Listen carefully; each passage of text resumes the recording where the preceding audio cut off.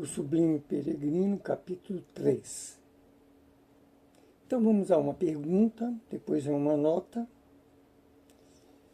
e depois a resposta. A pergunta é: somos de opinião que Jesus, o Mestre Jesus, apesar de toda a sua capacidade espiritual e graduação angélica, gozava de uma assistência excepcional do alto.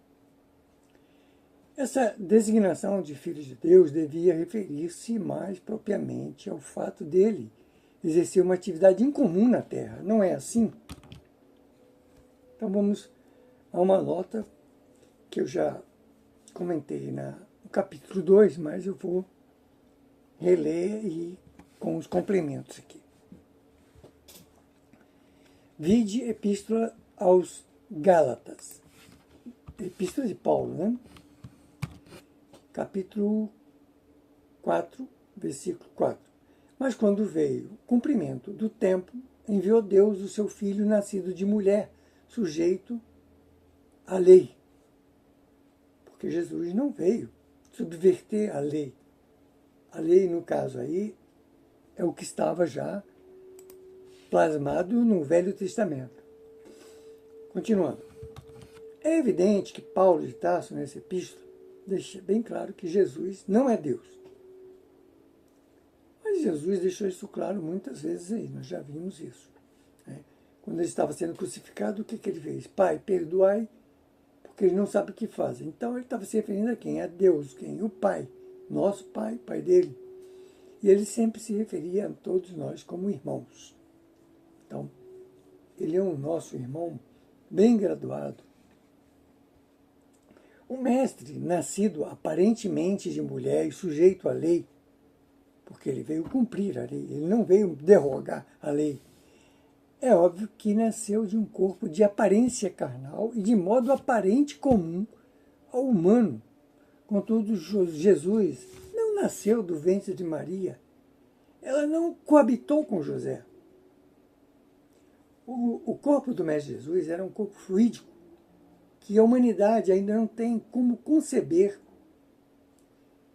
Quando ele achava propício, se desmaterializava e ia onde queria ir. E quando devia, ele achava que devia, se materializava à sua vontade. Mas vamos à resposta de Ramatiz, que é a mais longa. Não foi a condição excepcional de Filho de Deus, porque Filho de Deus aí é um título a Jesus. Porque filho é aquele que representa o Pai.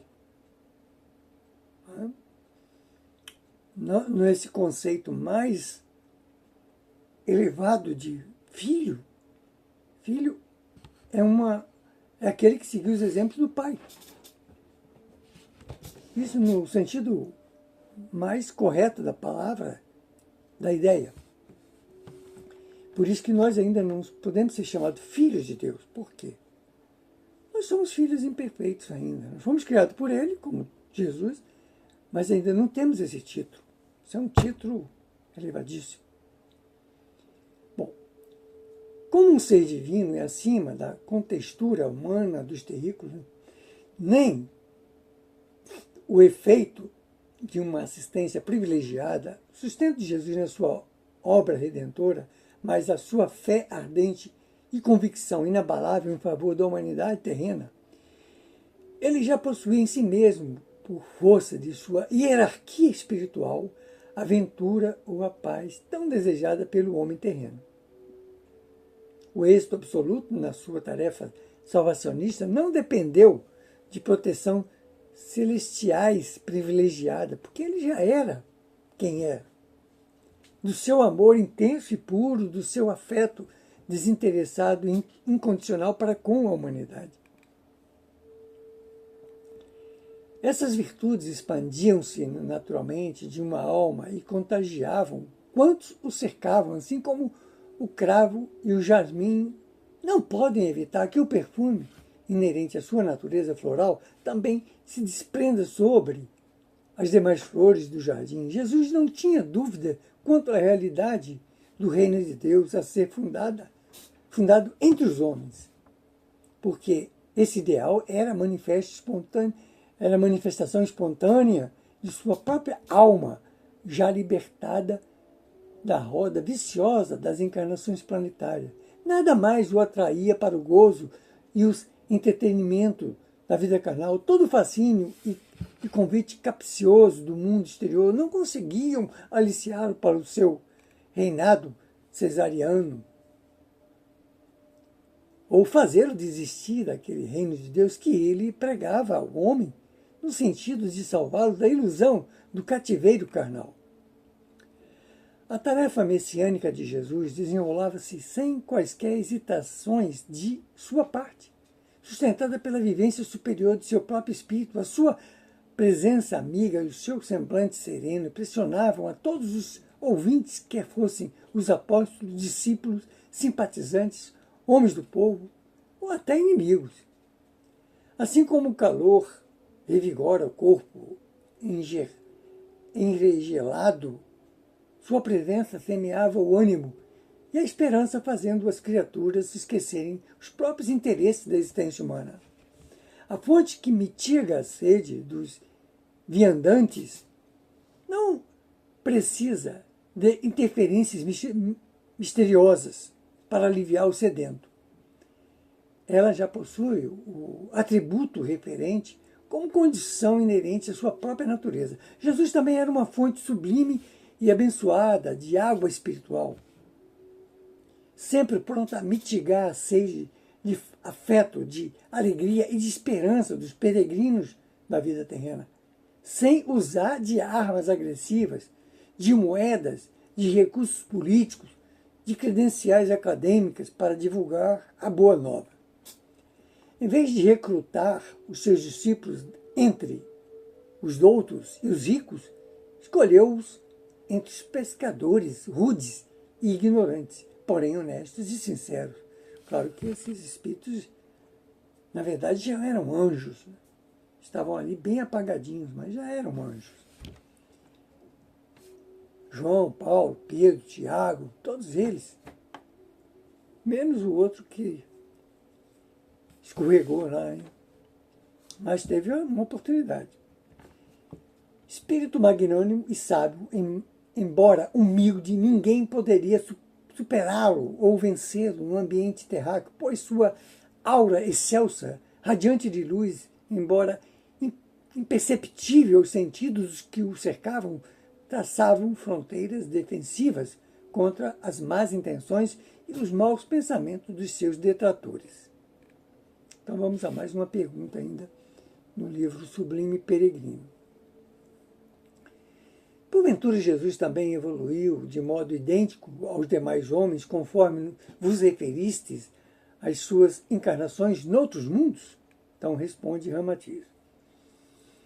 Jesus também foi imaturo de espírito. Quer dizer, todos nós, inclusive ele, que dizia que era um irmão nosso, lá na origem, fomos simples e ignorantes.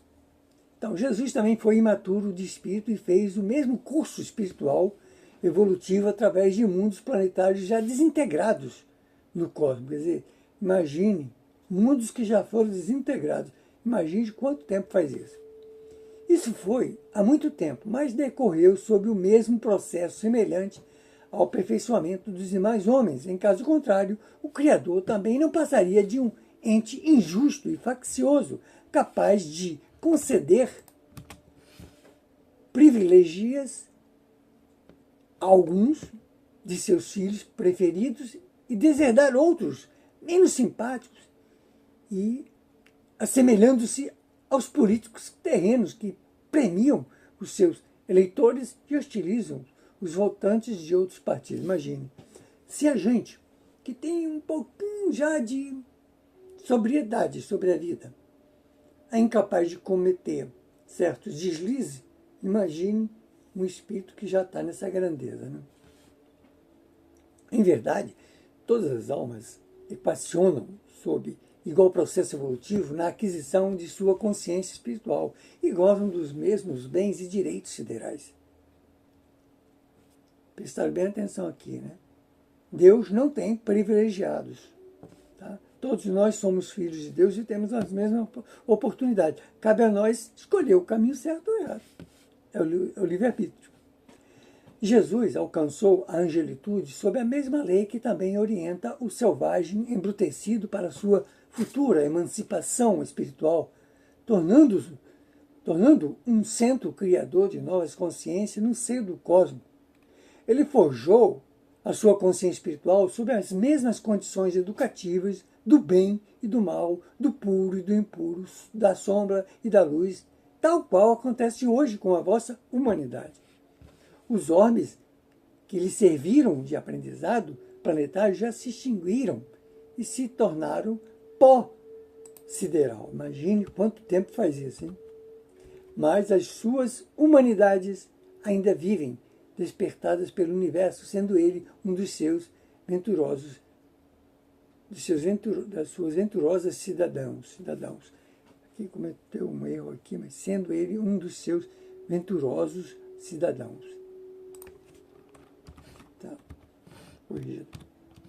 Bom, é isso, vamos ficando aqui, esse capítulo 3 do livro Sublime Peregrino, de Ramatiz. Temos muito a aprender aqui, tá? E vamos em frente.